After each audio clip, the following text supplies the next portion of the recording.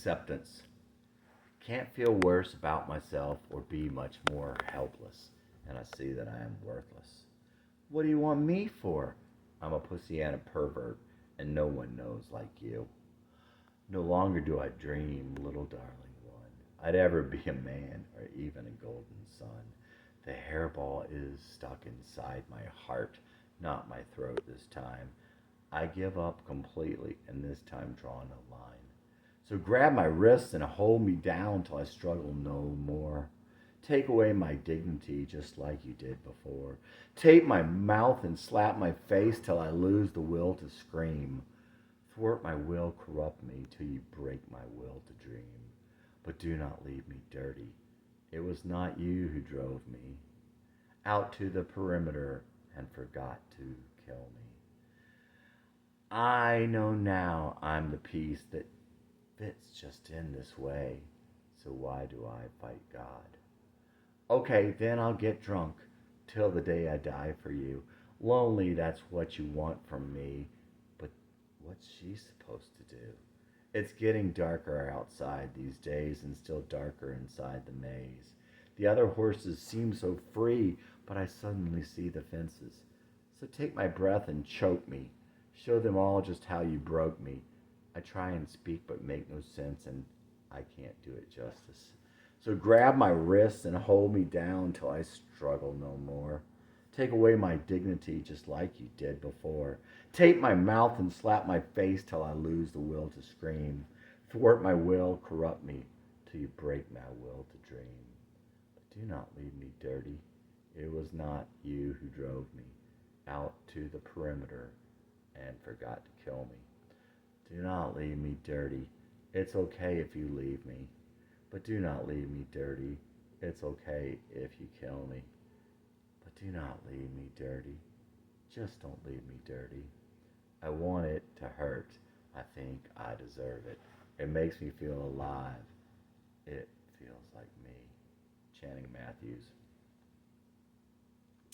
Sometimes it's not the place that we need to be freed from, but it is certainly all caught up in that also. There was that funny thing that Channing had come to think, though, if he could go back, he wouldn't be able to change things, even knowing what he now knew because of who he was. That's what Channing cursed the one about sometimes. And then Channing would realize that he made him like that for a reason and that he fit in his place, his plan, like some crazy shaped piece of the puzzle no other would do in his place. Channing had finally realized also that the one didn't intend to fix him, which was kind of a pisser. He had the idea that the one intended to use him for his crazy purpose, just how he was, bad, crazy, idiotic. Men in the game are blind to what men looking on see clearly. Chinese proverb. We don't quite know why things work the way they do, but one part is that the one and good are not the only players. Another is that we just aren't smart enough to understand the plan, and a lot of it is above our heads, and we are blind to some things. And there are some things we couldn't handle if we could see them. There should have been someone for you to turn to, but too often, for too many of us, there's just not. Try and look at the things that take you sideways and try to see where those responses come from. And besides, it's good to cry. When you quit, it means your heart is hard. The time for change is always now. The thing is, it's not really about reliving, getting a redo. It's about re-auditing, getting to reinterpret what happened, and seeing yourself better also. Forever's a long time. One weekend, David and Channing set out in their backyard. It was a beautiful day and was really nice. David was unbelievably wise, as well as caring and in tune with people. Channing told him how he thought he was how he had always been and had only come to realize it in the past couple years. You're not the same as before. Channing somehow realized immediately that David was right, though he had no idea how David could know how Channing was before David was born. Channing told him also that he couldn't change. He couldn't learn to sing. There were a lot of things that he felt no one could teach him. Different methods work on different people, but there were some things that were impossible for Channing to learn. Nothing is impossible. You just need to figure out for yourself what works. Channing explained to him also why he felt he shouldn't drink and why the One had not broken his promise when the One let him drink again. God is testing you. He wants you to quit on your own. Not all at once. Say, just one drink a week. Earlier that week, as Channing drove out of Gallatin drunk, the smell of charcoal wafted in through the open windows and sunroof and the warm summer evening air. It reminded him of Carolyn, his friend from across the street, from when he was in kindergarten and grade school. Her family had taken him once to a park with a lake, and that smell was all around. Did he like her in that way even then? He didn't remember that. Things come back a bit at a time, and it's all filtered through both the perspective we have now, as well as, not instead of, the perspective we had then. Channing's Journal, June 10th. I'm meeting someone in a couple of hours.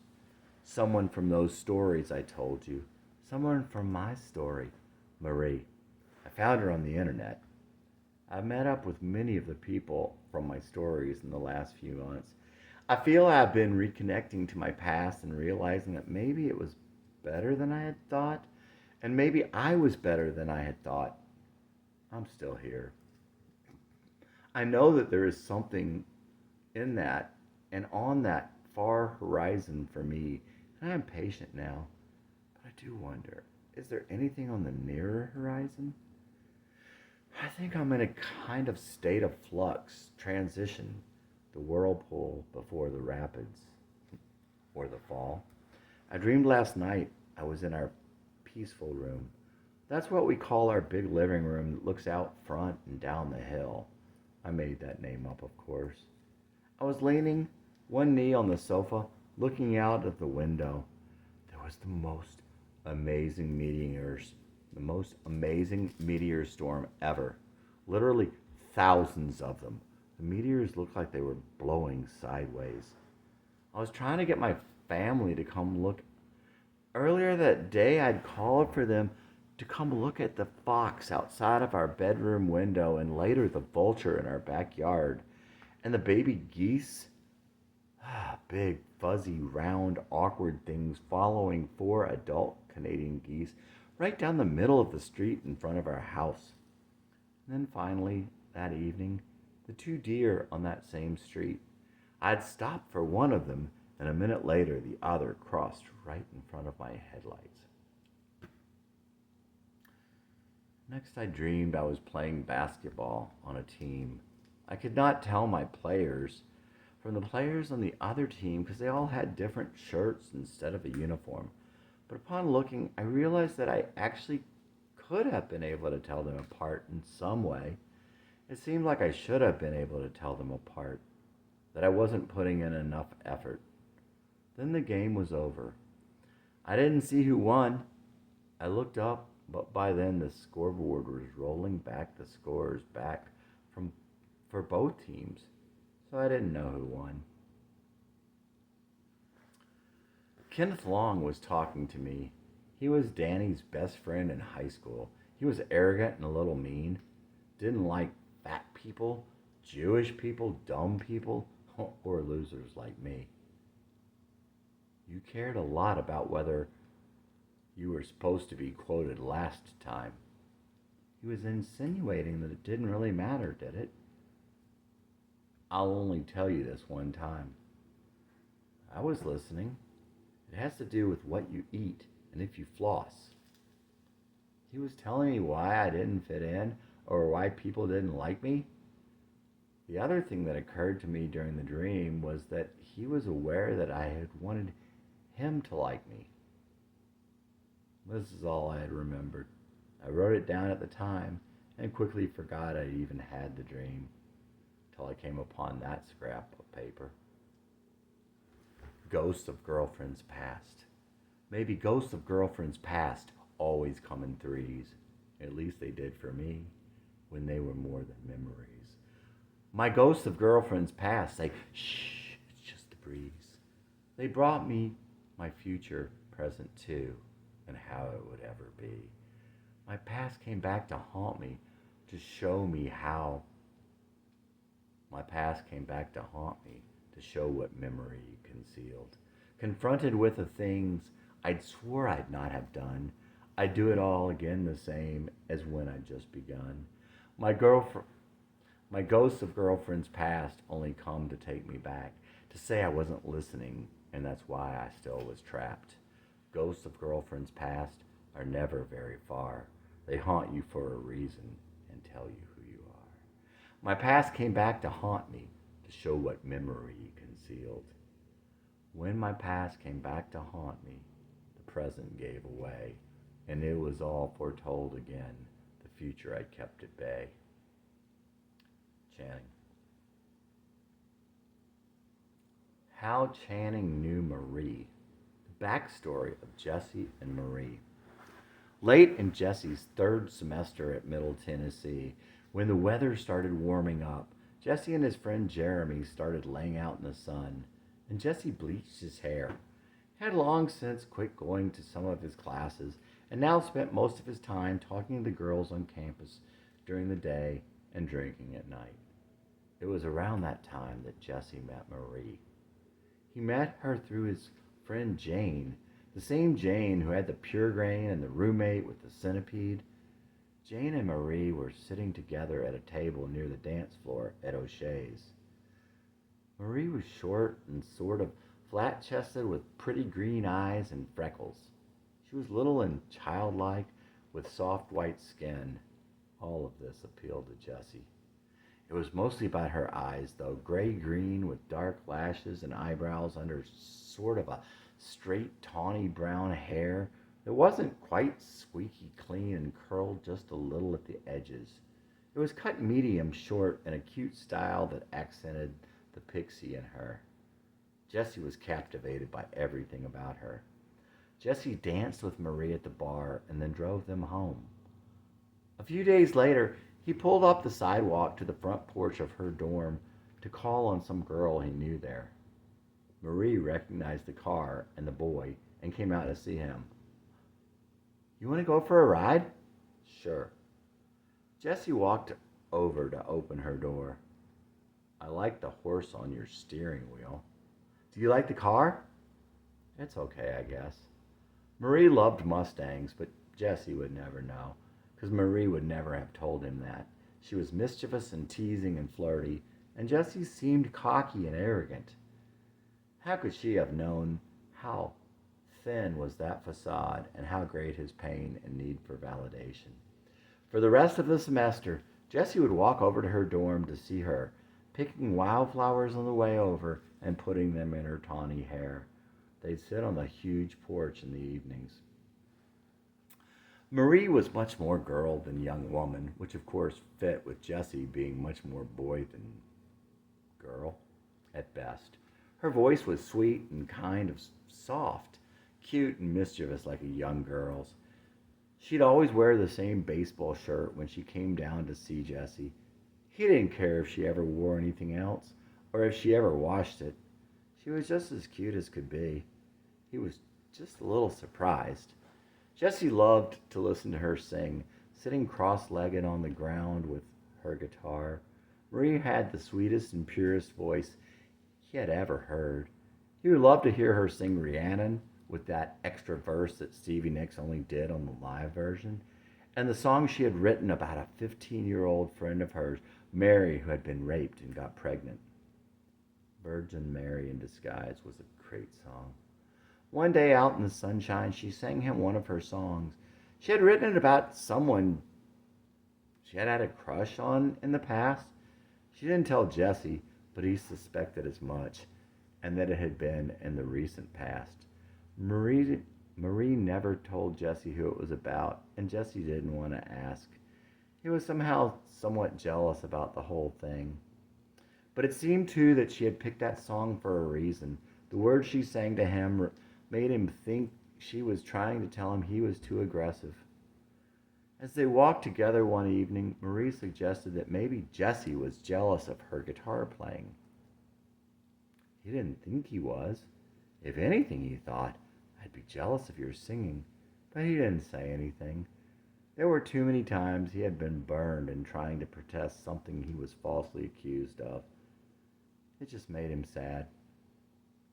Jesse thought of all the crazy times in the past he was accused of something he didn't do and the horrible helplessness that came from them. The time in first grade when someone whistled in class and he thought it sounded like a bird outside the window. The time in fifth grade when his best friend's mother thought he had called and cussed her out over the telephone, and he lost a friend because he wasn't believed. The time in eighth grade when he was going to sneak out with Blaine, and he lost his only friend. All the many times getting trouble in school, and finally the time his father accused him of being jealous of Matthew. The truth was that Jesse really liked Marie, and he loved to hear her play. But Marie was very perceptive in that there was something. Jesse wasn't happy that she thought he sucked, and the fact that he did suck and knew it only made it worse. His wild, erratic guitar playing was his attempt to convince her that he didn't suck. Like everything else he tried, it failed miserably. Marie wanted someone who communicated better.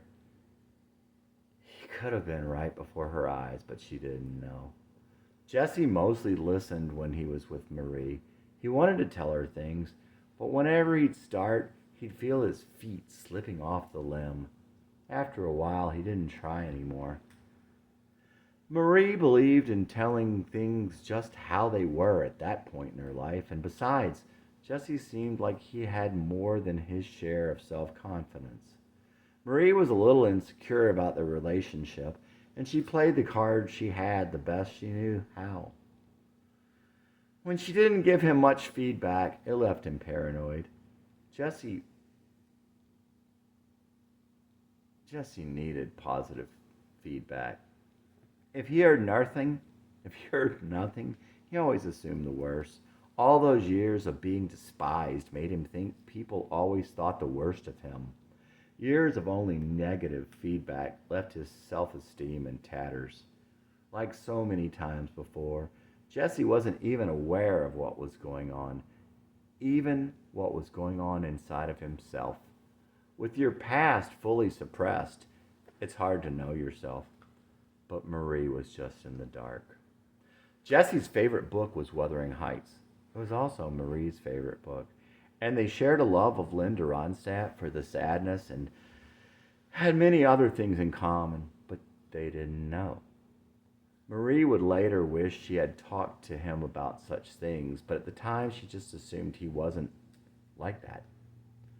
Sort of like with Catherine and Heathcliff's missed message, misunderstanding and sadness came of their inability to communicate with each other.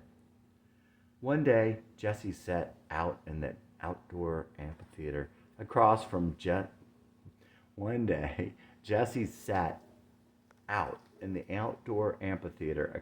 Marie's dorm, playing guitar as he waited for her.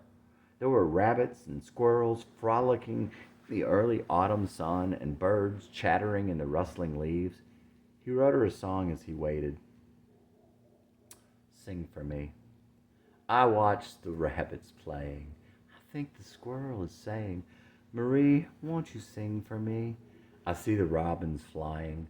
It seems the wind is crying. Marie, won't you sing for me? Sing. Oh, won't you sing for me? Maria, sing. Sing. Oh, won't you sing for me, Maria? Maria sing. Now the trees are swaying. I hear the leaves all saying, Marie, won't you sing for me? I lay in the sunshine basking. I dreamed that I was asking, Marie, won't you sing for me? Sing, oh, won't you sing for me, Maria? Maria, sing. Sing, oh, won't you sing for me, Maria? Maria, sing. Jesse Dillon in April of his 20th year. Jesse saw Marie a lot that semester. She was the closest he ever came to having a girlfriend, at least since Jan. They enjoyed each other, but never really got close. There was just something between them. Something was just never quite right. Jesse cared a lot about Marie, but he never was quite convinced that he wanted more, that she wanted more. And Marie, it seemed, was afraid of something. One night, Jesse kept asking what was wrong. She kept telling him that nothing was wrong, but that something didn't seem right. The next evening when he called, Marie told him she had missed him. She had never said anything like that to him before. It made him feel so good that she cared about him enough to miss him, but at the same time it made Jesse sad that she had. When she came down, they sat together and Marie talked about how starlings mated for life. Jesse loved to listen to Marie. When he got home, he wrote her another song. Lonely Last Night. Sing me your song about lonely last night, when nothing was wrong, but it didn't seem right. Morning, you miss me before in the day.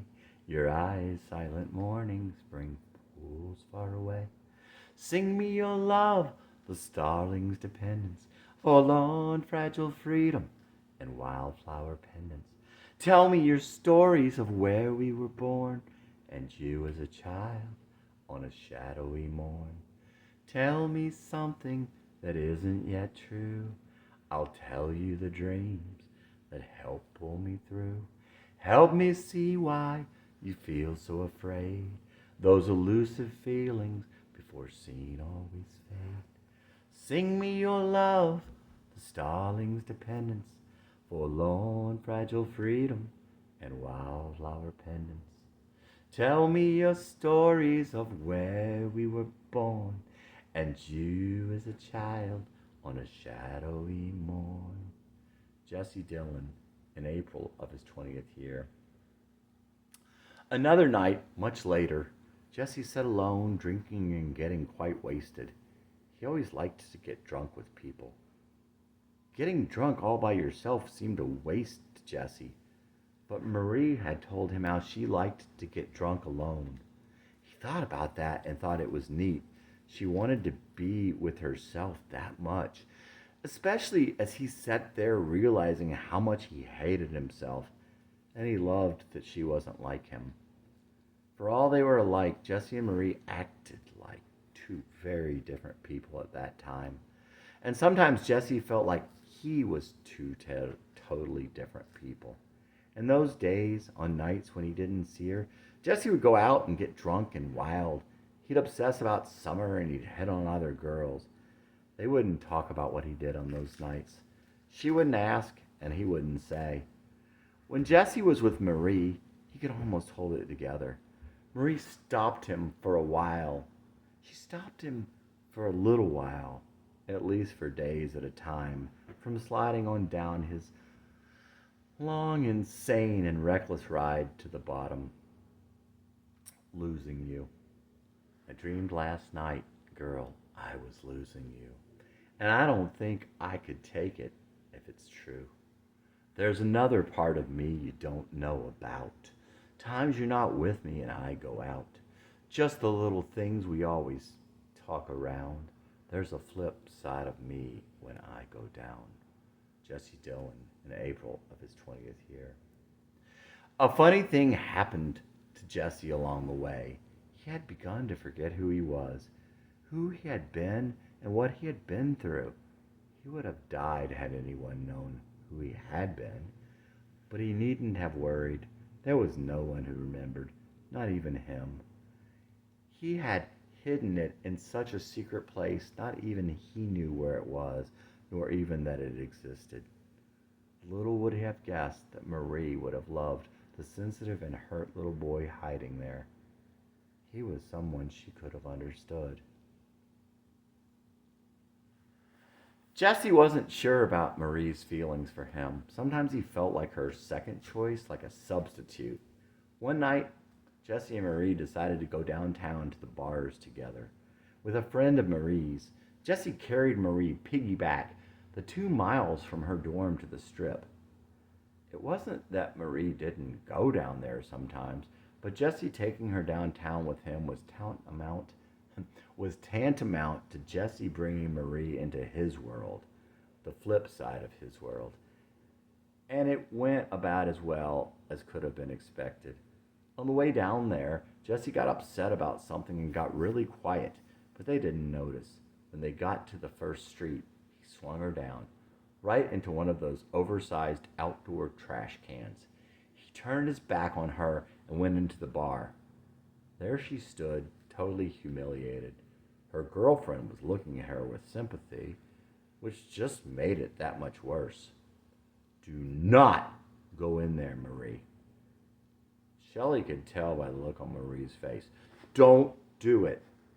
The scene, which would become a picture frozen in her mind, was perfectly framed by Shelley on one side and the door to the bar on the other. She glanced over at the door as Shelley told her not to do it. She looked back at Shelley and then turned and walked in. Marie would look back on that as a defining moment in her life. Jesse was lonely. He didn't have any girls to bother, and he didn't really know anyone in town. From time to time, Jesse would go to Bridgewater to visit Marie at her parents' house. One time, her brother answered the door. It's your lover, boy. Marie was so embarrassed. She needn't have been. Jesse didn't get it. He had no clue she felt that way about him. Even to think so would have warmed his heart and brought him to tears. The first time, Marie took Jesse to her room and showed him her record collection. There were mostly new wave bands and bands with female leads like Fleetwood Mac, Heart, Elvis Costello, The Pretenders, and the Motels. She also played electric guitar for him in the empty garage, with her sister playing along. They were really good. It was obvious that Marie's little sister idolized her. One time, Kurt came along. They picked up Marie and her little sister and went to Hickory Lake, which was really nothing more than a dirty, wide spot in the Cumberland River. It was an odd group that day. As Marie's very chubby little sister walked along with Jesse and Kurt and Marie, Kurt didn't seem too happy about the situation. Marie looked so vulnerable in her black one-piece, pale white skin and dark hair unshaven. Jesse thought she was as cute as the day was long. When they returned to Marie's house, they decided to go see a movie. Teresa wanted to go see Making Love. Neither Jesse nor Scott had heard of it. It was about a married man who was gay and supposedly didn't know. Eventually, every night he went trolling for random guys to hook up with. Naive Jesse found it pretty upsetting, and Scott was pissed. The next time that Jesse went to Marie's house, they hung out in her room again. When evening came and it had cooled down, they went for a walk and then sat down on a curb, just the two of them in the still of the warm summer evening, on the end of a quiet street in Marie's neighborhood in Bridgewater. There was a slight breeze that rustled the trees above their heads ever so gently, and the stars were far and dim. After a while, Jesse asked Marie about the movie, teasingly in his awkward way. So why did you want to see that movie? I just heard it was good. But you really wanted to see it. How come? Did Jane tell you I was gay? What? You could have knocked Jessie over with a feather. Did she tell you? She promised she wouldn't. No, I guess you are telling me. But why would you want to go out with me? I like the way guys look, but I like the way girls make love. That wasn't really good on Jessie's fragile ego. Well, what do you like? It wasn't really making love she was talking about. She liked cuddling and being rocked. So Jesse immediately tried to do those things, but it was just too forced. And not good for either of them. Again, he was just awkward, and when he wanted to be sincere and, well, to keep her, "Would you just hold me?" she quietly asked him. Jesse held Marie in his arms, but looking more like 14 than 20. And in their hearts, they were just two little kids who wanted to connect but didn't know how. He held her, but there was too much energy. And still that certain awkwardness. If he could have let go, he could have kept holding her. It would have been from his heart, and she would have felt it. But the ticking of some faraway clock was the enemy. So he couldn't let go. It was just too forced, and it wasn't going to be. Later that summer, Jesse and his troublemate Blaine were drinking and driving around and stopped by to visit Marie for lack of anything better to do. When it got dark, she told them it was time they needed to go. They walked out to the driveway and turned on the car stereo and sat there, leaning on Blaine's car, loudly blaring Young Girl and others of their favorites singing along even louder. Marie came out and begged them to go before her father came out.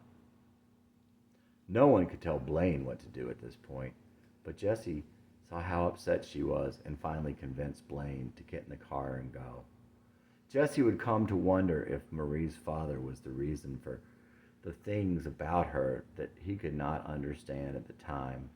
What Jesse never would realize is that he himself had hurt her badly. The same thing happened at a party later that fall. It was a Halloween party at a house off campus where a bunch of gay people lived. Like so many other things from that time, Jesse would never remember. He would never remember how he got invited or who else was there, but shortly after he got there, he saw Marie. There was a space between them, and most of it was on her side, but they were glad to see each other in spite of it all. After they went in, Marie took Jesse to one of the bedrooms. Jesse was as lost as ever with Marie, but when he didn't talk, it didn't show. "You're lucky because I'm really horny. This won't ever happen again." Jesse didn't quite see how he was lucky being her scratching post. Oh well, he thought. It was something to do and he still liked being with her. But it was strange. Like she didn't have any control. She didn't want to do it, but she did anyway. After a while, they went outside because it was hot in the house.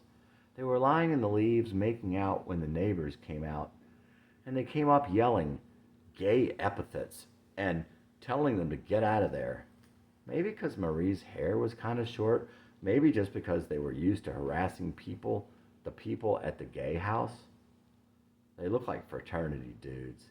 In any event, you'd think the neighbors would have been happy once they saw two young kids innocently kissing in the cool grass on a beautiful night. The next summer, Jesse would live wild and free and end up jumping out an apartment window and breaking his back. Near Halloween, he was mended enough to go to a concert in Chattanooga with Blaine and another close friend, Rick. Blaine said that he would drive Jesse and Rick up to see them, and they decided that they would stop in Murfreesboro on the way back. The concert was great. Jesse felt free and alive again. They spent the night in Murfreesboro and slept on the floor at one of Jesse's friends' apartment. After getting drunk and passing out the next day, they woke up and went to the party at the house where the gay folks lived. As soon as Jesse walked in, he saw Marie. It was rather sad that it was the last time they would see each other, and they were both wasted. Ironically, it was a Halloween party again, and it was exactly 1 year since the last time he had seen her, which had also been the first time in a very long time, and seemingly a crazy random coincidence since neither of them could have possibly expected to see the other. He had not even lived in the same place. She had heard about his fall, but had no idea how bad it had been. "Look who it is!" "Hi, Marie, do you miss me?" Did you miss me? Nah. What are you doing here? We went to a concert and came back through Murfreesboro and spent the night last night. Oh yeah? Who'd you go see? Maybe it was the band. Maybe it was the bandana. She thought he said lover boy. She'd grown somehow, but the impishness was still just below the surface. She'd sometimes wonder what could have been, but that night she didn't care so much, and she had all the power. Hey, I've got something of yours. Marie went into one of the bedrooms and came out with a cassette tape. It was one he had made a couple of years before. How it wound up in that house, he'd never know. Marie had just found it earlier that evening. Did you listen to it? He asked with fear and trepidation. We all did. She had that look on her face. Jesse was mortified. He couldn't sing to save his life, and besides, he had no idea what was on it. Marie looked at him with that little mischievous look she had, the one that never quite belied how much she liked him. Who's the girl? Jesse had cut out a little drawing he had done from memory of Carrie as a young girl and put it between the cover and the plastic case. That's how he had recognized the tape so quickly. He was really embarrassed. Every time he felt like that, he relived all the years of humiliation in his past, and he felt again the same shame rising up to his cheeks. He lied. I don't know. Jesse said it with a half shrug. I don't know. In a tone that said, how would I know, and why should I care? He was trying to imply that he hadn't drawn the picture, and he didn't really care. Maybe he didn't even put it in the case, or if he had, it was only on a whim. Nothing could have been further from the truth.